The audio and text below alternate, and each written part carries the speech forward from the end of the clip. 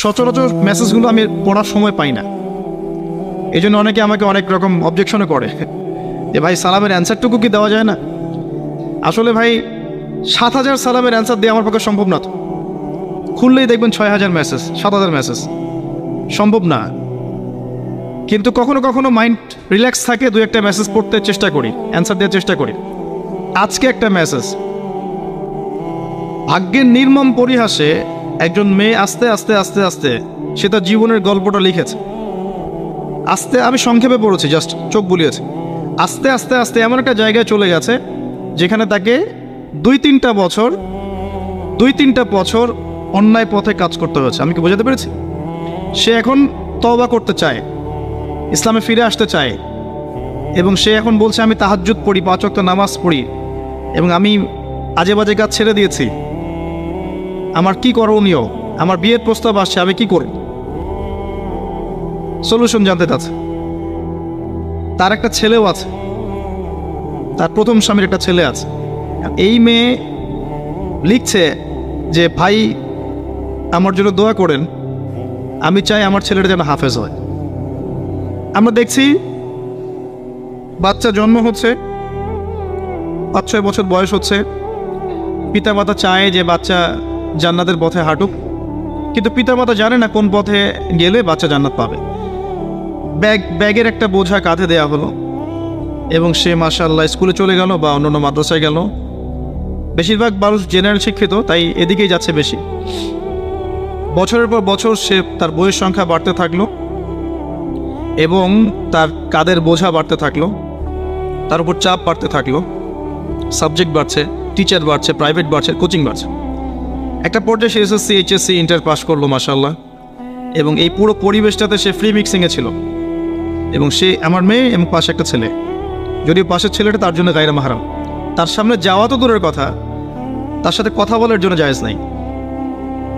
যদি ওই ছেলে কিছু চায়, তা ওই ছেলেকে চাইতে হবে পর্দার আড়াল থেকে, এবং এ যখন অ্যান্সার করবে তাকে কর্কশ ভাষায় উত্তর দিতে হবে। এটা ইসলাম, এটা কোরআন, সূরা আহজাব।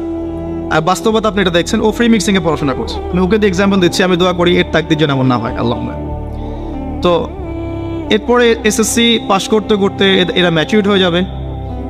ম্যাচিউরড হওয়ার পরে এদের মধ্যে জৈবিক চাহিদা আসবে, এবং এরা ভাষায় ইসলাম পাচ্ছে না, সংস্কৃতিতে পাচ্ছে না, এবং হাতের মধ্যে সেলফোন অ্যাভেলেবেল। তারা ইন্টারনেট সেকশন ভ্রমণ করতে পারে, গেমস খেলতে পারে, পর্ন দেখতে পারে, এবং ডেটিংও করতে পারে, ফ্রি মিক্সিংয়ে অ্যাফেয়ার করতে পারে। এই সুযোগটা আমরা ওদেরকে করে দিয়েছি, এবং যারা এই সুযোগটা নিয়ে নিচ্ছে এদেরকে আমরা স্মার্ট বলছি, যারা নিচ্ছে না ওদেরকে ব্যাকগ্রেডের বলছি। তো এক পর্যায়ে দেখা গেল যে এসএসসি, এইচএসসি পাস করতে করতে ইজ্জত এবং সম্মানের কোনো বালাই নাই, বাকি নাই আর কিছু। এরপরে এইচএসসি লেভেলে গিয়েও সে মাশাআল্লাহ ফ্রি মিক্সিংয়ে থাকলো, অনার্স মাস্টার্স এভাবেই করছে, এবং ওকে শেখানো হচ্ছে উপর থেকে যে নিজের পায়ে দাঁড়াতে হবে। এই জন্য সে ওটাকে বেশি ফোকাস করছে। ইসলাম, পর্দা, নামাজ, কালাম এগুলো 4 সাবজেক্ট। এবং এই পুরো সময়টাতে এই যে সিলেবাসে পড়াশোনা করেছে, এই সিলেবাসের মধ্যে ইসলাম ছিল না।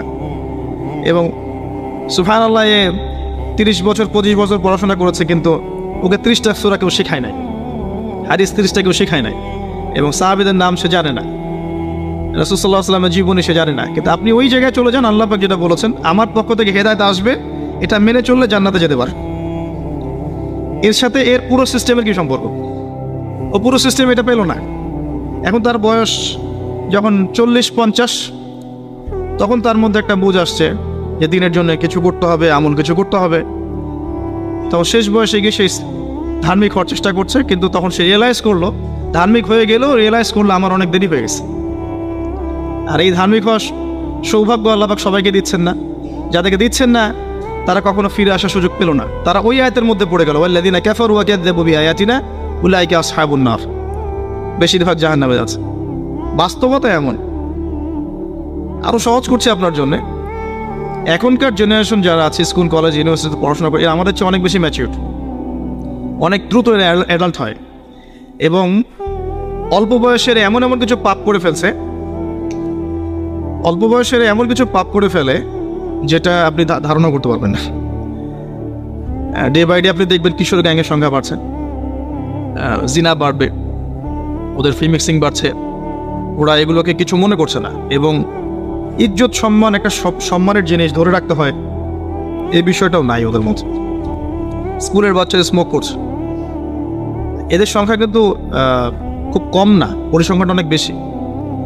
একই সাথে আপনি এদের মধ্যে দেখবেন যে ছাত্র জীবনেই বিভিন্ন পলিটিক্যাল দলের সাথে সম্পৃক্ত হয়ে যাবে। এখানে গিয়ে পড়াশোনার চেয়ে ওটাকে বেশি ফোকাস করবে। একটু ক্ষমতার জোর দরকার, আমার একটু টাকা দরকার, আমার একটু মানে দাপট দরকার, আমাকে সবাই কিছু মনে করুক, এই চিন্তাটা মনের মধ্যে এসে যায়।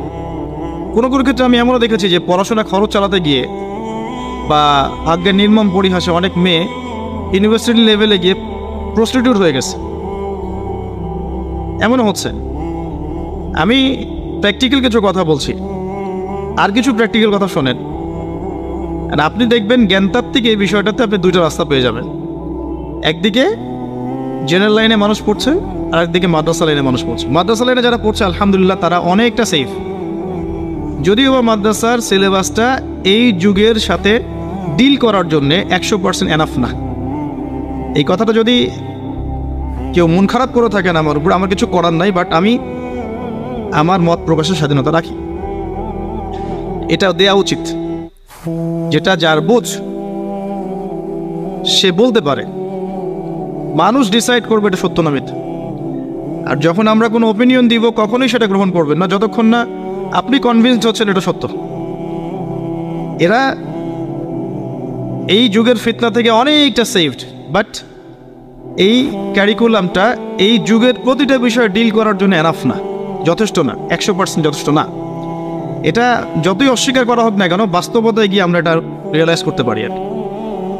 আর জেনারেল লাইনে যারা পড়ছি তারা হয়তো ওয়ার্ল্ডকে ডিল করার চেষ্টা করি ঠিকই, কিন্তু সেটাও হয়তো ঠিক মতো করতে পারছি না, কারণ এখানে অনেক করাপশন আছে আর অনেক ফিতনা ফাসাদ আছে। কিন্তু এখানে তারা ইসলামের বালাইটা পাচ্ছে না, যতটুকু পাচ্ছে এটাকে আমরা ইসলাম বলতে পারি না।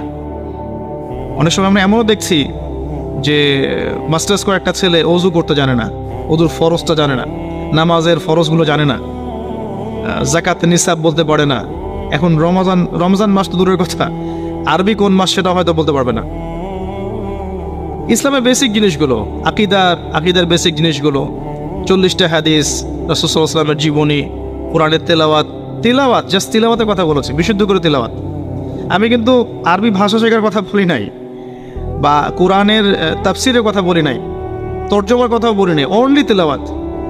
দেখবেন জেনারেল লাইনে পড়া ম্যাক্সিমাম মানুষ এটা জানে না। এই যে দ্বিমেরুকরণ, এই জায়গায় আপনি কি মনে করছেন আমাদের পরবর্তী প্রজন্মের জন্য? আমাদের বয়স এখন 30 হয়ে গেছে মনে করেন, আপনাদের হয়ে গেছে 35-40। এই যার যার সময় চলে গেছে, গন কেস, এখানে কথা বলে লাভ নাই। আমরা যা পাই নাই, সেটা কি পাই নাই? আমরা কোনো ব্যালেন্সড কারিকুলাম পাইনি, আমরা কোনো এই দ্বিমেরুকরণের হারমোনিয়াস কানেকশন আমরা পাইনি। জেনারেল লাইনের সাবজেক্টগুলো এবং ইসলামিক সাবজেক্টগুলোকে একসাথে করে একটা কারিকুলাম এটা আমরা পাই নাই। অনেকে চেষ্টা করেছেন, অনেক মাদ্রাসায় এটা পড়ানোর চেষ্টা করা হয় এবং জেনারেল লাইনেও করানো হয়, কিন্তু তাদের সংখ্যা নিতান্তই কম। সবাই সেই সৌভাগ্য অর্জন করতে পারছে না, সেখানে পড়তে পারছে না। সলিউশন, বেশি থেকে বেশি এমন প্রতিষ্ঠানের দরকার। নট নেসেসারি যে আমার প্রতিষ্ঠান হতে হবে, নট নেসেসারি। আর আমি জানি যে আমি 100% যা চিন্তা করছি বা করা উচিত সেটা আমি করতে পারবো না, এটা আমার পক্ষে সম্ভব না। আমি সলিউশন বলার চেষ্টা করছি আপনাকে করতে হবে। আপনারা প্রত্যেকে একটা একটা করে প্রতিষ্ঠান গড়ে তোলেন,